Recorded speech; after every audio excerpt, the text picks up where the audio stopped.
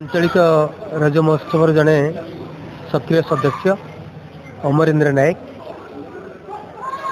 ये जो आंचलिक रज महोत्सव उद्देश्य होची ओडिशार संस्कृति को ओडिशार संस्कृति को पुणी थे उज्जीवित करने एवं ओडिया अस्मिता को यही रज महोत्सव माध्यम पुणी थे उज्जीवित करने आमर ये सब प्रयास जहाँ हो 2 दिन धरी आम रज महोत्सव पालन करुचे। ये आंचलिक रज महोत्सव कोटा अभिव्यक्त कोटार असुराली एवं विभिन्न अंचल विभिन्न पिला माने आसी ए रज महोत्सव भाग नौ विभिन्न प्रतियोगितार आयोजन करा जायछि एवं से प्रतियोगिता माध्यम पिला मानक मनरे रजर जो नुआ उष्मता आमे सब आनिबा को चेष्टा करूछु।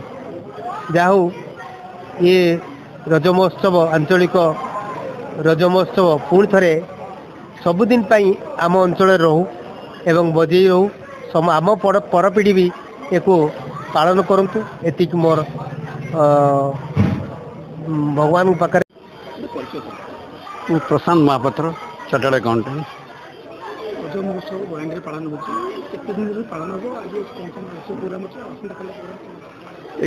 जी मो नॉलेज अच्छी यहाँ 6 वर्ष बर्तमान चलला 6 वर्ष यही रज महोत्सव प्रति वर्ष भली 2 दिन धरी पालन हो 2 दिन आज उद्घाटन एवं आज कंपटीशन सब विभिन्न छुआ मान भर बहुत कंपटीशन अच्छी। काली संध्या बेले भी कविता पाठोत्सव थी, काली नाच गीत थी एवं काली क्लोजिंग सेरेमनी अच्छी। महात्मा हूँ जे गोटे कथा हूँ देखो गाँ गहल बर्तमान जमी इतिहास हो गलानी रज गाँ गहल रज ना तेणु यही अनुष्ठान माने एमाने गाँ गहल यही सब जिनस करी पिला मानक उत्साहित करुछंती रज पर्व पालन करने रज को केमिति पूर्वरु थिला वर्तमान केमिति रज आम पालन करवा ए विषय पिला मानक सचेतन कराउछि एवं पिला मन भीतर कंपटीशन करिकी ए मनोभाव भी बढ़ाउछि। सदाशिव पोथाल पूर्वतन सरपंच कोठार ग्राम पंचायत ये आंचलिक रज महोत्सव कमिटीर जड़े सदस्य। ये आंचलिक रज महोत्सव पालन करिवार उद्देश्य है गाँ गहली रे हजि जाउथिबा परंपरा को उज्जीवित करिवा पई ये रज महोत्सव आम 6 वर्ष है पालन करि चलिछु। तेणु विभिन्न प्रकार प्रतियोगिता जो माने आमर भाई माने मुरबी माने कही सारे विभिन्न प्रकार प्रतियोगिता होउची पिला माने भाग नौचंती। तेणु आशा रखिबू ये रज महोत्सव हजि जाउथिबा परंपरा पुणी आगु आगु बढ़ी चलिबो सेथिपई आमे प्रयास रखिबू ए रज महोत्सव को सबुदिन बंचई रखिया। मु अध्यापक श्रीधर साहू सभापति आंचलिक रज महोत्सव कमिटी नुहाट मेलना पड़िया भद्रक।